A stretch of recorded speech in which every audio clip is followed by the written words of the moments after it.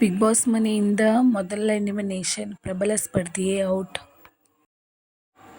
ಹೌದು ವೀಕ್ಷಕರೇ, big boss Kannada season 11 ಯಶಸ್ವಿಯಾಗಿ ಒಂದು ವಾರ ಪೂರೈಸಿದೆ.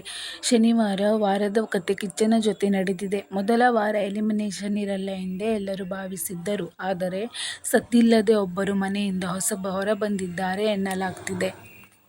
ಈ ಬಾರಿ ವಿವಿಧ ಕ್ಷೇತ್ರಗಳ 17 ಜನ ಸ್ಪರ್ಧಿಗಳು ಬಿಗ್ ಬಾಸ್ ಮನೆ ಪ್ರವೇಶಿಸಿದ್ದರು. ಕಿರುತೆರೆ ತಾರೆಯರ ಜೊತೆಗೆ ವಕೀಲರು, ಉದ್ಯಮಿ, ಸೋಷಿಯಲ್ ಮೀಡಿಯಾ ಇನ್ಫ್ಲೂಯೆನ್ಸರ್ ಹೀಗೆ ಹಲವರು ಲಿಸ್ಟ್ನಲ್ಲಿದ್ದಾರೆ.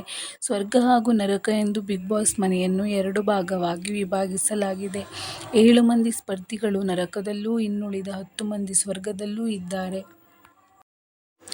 ಕೆಲವೇ ಗಂಟೆಗಳಲ್ಲಿ super Sunday with Sudeep episode ಪ್ರಸಾರವಾಗಲಿದೆ. ಇನ್ನು ಮೊದಲ ಹಂಸ ಜಗದೀಶ್, ಭವ್ಯ ಗೌಡ, ಚೈತ್ರ ಕುಂದಾಪುರ್, ಗೌತಮಿ ಜಾಧವ್, ಮಾನಸ, ಮೋಕ್ಷಿತಾ, ಶಿಶಿರ್, ಯಮುನಾ ನಾಮಿನೇಟ್ ಆಗಿದ್ದರು. ಟಾಸ್ಕ್ ಒಂದರಲ್ಲಿ ಗೆದ್ದು ಉಗ್ರ ಮಂಜು ನಾಮಿನೇಷನ್ ಪ್ರಕ್ರಿಯೆಯಿಂದ ಸೇಫ್ ಆಗಿದ್ದರು. ಶನಿವಾರದ ಎಪಿಸೋಡ್ನಲ್ಲಿ ಗೌತಮಿ, ಮಾನಸ, ಭವ್ಯ ಸೇವ್ ಆಗಿದ್ದರು. ಇನ್ನುಳಿದವರು ನಾಮಿನೇಟ್ ಆಗಿದ್ದು ಯಮುನಾ, ಶ್ರೀನಿಧಿ ಮೊದಲ ವಾರವೇ ಬಿಗ್ ಬಾಸ್ ಜರ್ನಿ ಮುಗಿಸಿ ಹೊರಬಂದಿದ್ದಾರೆ ಎನ್ನುವ ಗುಸುಗುಸು ಶುರುವಾಗಿದೆ. ಬಹಳ ಕಡಿಮೆ ವೋಟ್ ಬಂದಿರುವುದರಿಂದ ಆಕೆಗೆ ದೊಡ್ಮನೆಯಿಂದ ಗೇಟ್ ಪಾಸ್ ಸಿಕ್ಕಿದೆ ಎನ್ನಲಾಗ್ತಿದೆ.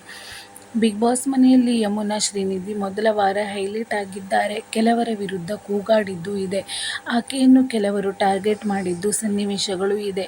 ವಯಸ್ಸು 50 ದಾಟಿದರೂ ನನ್ನನ್ನು ನಾನು ಸಾಬೀತು ಮಾಡಿಕೊಳ್ಳಲು ಈ ಶೋಗೆ ಬಂದಿದ್ದೆ.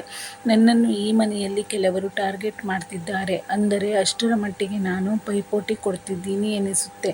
ಇದು ಖುಷಿ ತಂದಿದೆ ಎಂದು ಸುದೀಪ್ ಎದುರು ಯಮುನಾ ಹೇಳಿಕೊಂಡಿದ್ದರು. ಕೆಲ ಸಿನಿಮಾ ಹಾಗೂ ಧಾರಾವಾಹಿಗಳಲ್ಲಿ ಯಮುನಾ, ಶ್ರೀನಿಧಿ ನಟಿಸಿದ್ದಾರೆ. ಇತ್ತೀಚೆಗೆ ಬಿಗ್ ಬಾಸ್ ಮನೆಯಲ್ಲಿ ಶಿಶಿರ್ ಮೇಲೆ ಯಮುನಾ ಕೂಗಾಡಿದ್ದರು. ಇಬ್ಬರ ವಾಕ್ಸಮರ ಸಖತ್ ವೈರಲ್ ಆಗಿತ್ತು. ಚೈತ್ರ ಕುಂದಾಪುರ್ ಸೀಬೆಹಣ್ಣು ತಿಂದ ವಿಚಾರಕ್ಕೆ ಯಮುನಾ, ಶ್ರೀನಿಧಿ ಗರಂ ಆಗಿದ್ದರು. ಬಿಗ್ ಬಾಸ್ ಮನೆ ನಿಯಮ ಪಾಲಿಸಲಿಲ್ಲ ಎಂದು ಚೈತ್ರ ಮೇಲೆ ಯಮುನಾ ಗರಂ ಆಗಿದ್ದರು.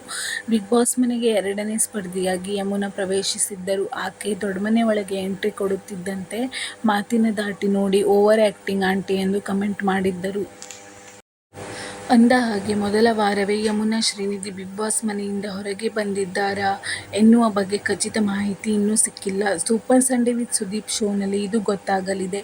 ಶೋನಲ್ಲಿ ಕೆಲವೊಮ್ಮೆ ಮೊದಲ ವಾರ ಎಲಿಮಿನೇಷನ್ ಇರಲ್ಲ. ದಸರಾ ಹಬ್ಬದ ಕಾರಣಕ್ಕೆ ಈ ರಿಯಾಯಿತಿ ಸಿಕ್ಕರೂ ಅಚ್ಚರಿ ಪಡಬೇಕಿಲ್ಲ. ಈ ಹಿಂದೆ ಕೆಲ ಸೀಸನ್ಗಳಲ್ಲಿ ಯಾವುದೇ ಎಲಿಮಿನೇಷನ್ ಇಲ್ಲದೆ 2ನೇ ವಾರಕ್ಕೆ ಶೋ ಕಾಲಿಟ್ಟಿತ್ತು. ಮೊದಲ ವಾರ ಸ್ಪರ್ಧಿಗಳಿಗೆ ದೊಡ್ಮನೆಯ ನಿಯಮಗಳನ್ನು ಅರಿತುಕೊಳ್ಳಲು ಅವಕಾಶ ನೀಡಲಾಗುತ್ತದೆ. ಅನಿವಾರ್ಯ ಕಾರಣಗಳಿಂದ ಕೆಲವೊಮ್ಮೆ ಮೊದಲ ವಾರವೇ ಎಲಿಮಿನೇಷನ್ ಮಾಡಿದ ಉದಾಹರಣೆಗಳೂ ಇವೆ. ಕೆಲವೇ ಗಂಟೆಗಳಲ್ಲಿ ಎಲ್ಲದಕ್ಕೂ ತೆರೆ ಬೀಳಲಿದೆ. ಹೀಗೆ ಇಂಥ ಹೆಚ್ಚಿನ ಬಿಗ್ ಬಾಸ್ ಅಪ್ಡೇಟ್ಸ್ಗಳಿಗಾಗಿ ನನ್ನ ಚಾನೆಲ್ ಅನ್ನು ಸಬ್ಸ್ಕ್ರೈಬ್ ಮಾಡಿ. Thanks for watching.